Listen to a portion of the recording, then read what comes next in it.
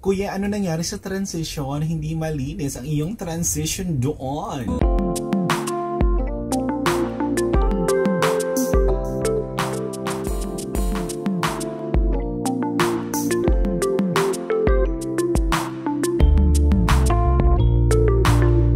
Hello peeps and hello everyone! Welcome back to my channel and continuation tayo ng The Clash 2024 1-on-1. So after Angel D, Mali, and ito naman si Xandrex naman ang magpe-perform. So tignan natin kung anong merong performance dito si Xandrex.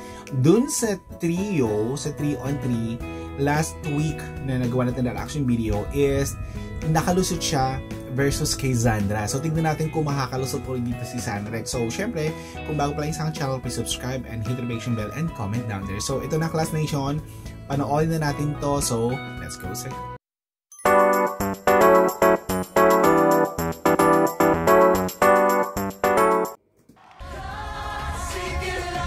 dapat maging grand siya. Go Xandrex.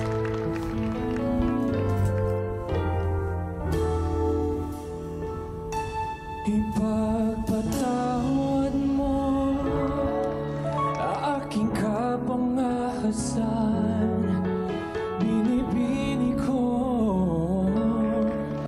Wait, so dito naman ang ginawa niyang atake ay R&B na performance. So, wait lang. Go. R&B, oh my gosh. Nag-take siya ng risk. Go. Ipagpatawad mo aking kapangahasan. Hold mo yan hanggang dulo, please. Binibini ko, sana'y maintindihan. Alam ko ngayon lang tayo nagkatagpo. Okay, go. You hold mo hanggang dulo, please. Para lang sa'yo, ayaw nang lumayo. Ipagpatawad mo, ako ba'y naguguluhan?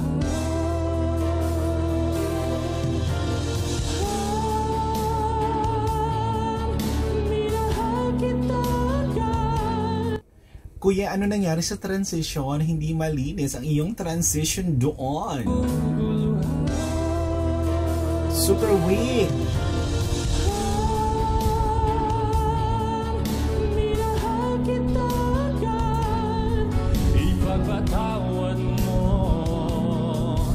Oh, sana na mahal. Ipagpatawad mo. Kung malapit na pala ang kabilisan ko. Ngunit bang lahat ng ito ay totoo? Na na na na na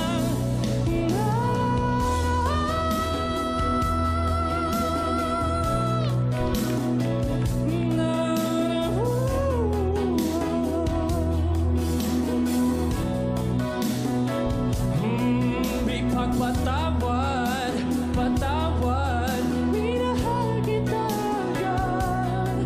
Ipagpatawad, patawad, minahal kita agad.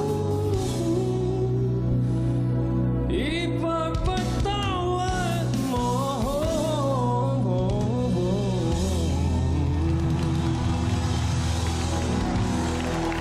Okay, itong performance si Xandrex, to be honestly speaking, not bad at all. Pero ang nangyari lang, hindi siya ganun ka-strong. Especially yung mga transition, yung mga buga niya, yung mga atake niya, hindi ganun ka-strong. Super weak. Number one sa mga ganito, yung transition kasi, kung paano bibigyan ng mga, ng mga special doon sa mga part na yon. But, bagay din sa kanya yung R&B. Okay din sa kanya yung R&B. Siguro kung binawasan na ng konti yung areglo, yung binabaan na ng tono, tapos nilaro ng konti din, tapos okay sa kanya, promise.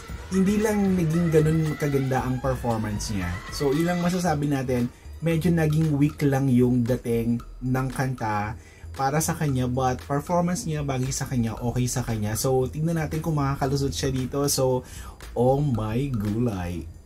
So thank you so much for watching.